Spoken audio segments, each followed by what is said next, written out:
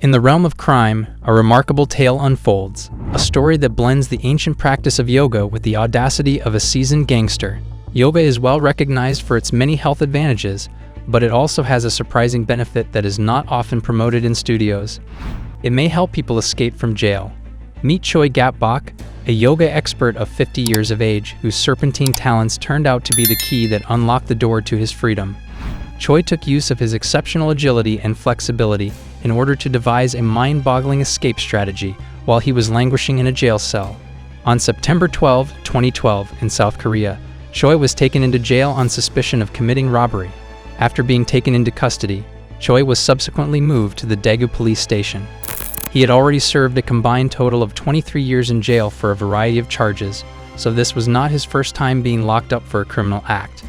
During this particular visit to the jail, he would, however, put his extraordinary yoga talents to good use in order to help the inmates. Choi did not leave his cell for 5 consecutive days until the early hours of the 17th of September. It was only after greasing his upper body with lotion that he was able to squeeze through the bottom feeding hole of the cage. He carefully maneuvered his way out of a tiny window while the 3 sleeping police officers were still unaware of his presence.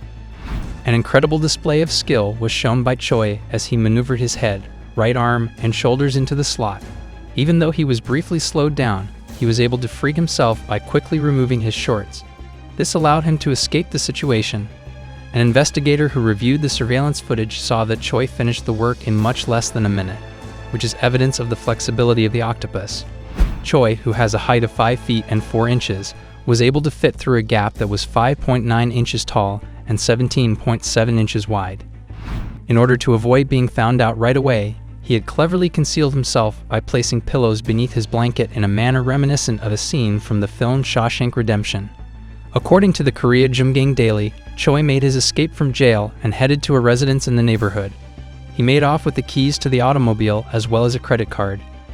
There were checkpoints set up by the police, but he abandoned the vehicle only a few hundred yards away from one of the checkpoints and started walking in the direction of Mount Nam, which was close. In spite of a 2-day-long chase that included helicopters, tracking dogs, and numerous other searchers, he made the decision to summit Mount Nam on foot and skillfully eluded capture by doing so. Choi evaded capture by concealing his movements during the daytime and only roaming about at night. In the end, he was successful in making it to Miryang, where a villager saw him boarding a bus that was headed to another city and quickly contacted the police. Choi was successful in convincing the bus driver that he needed to get off the vehicle because he was suffering from motion sickness and needed to do so immediately.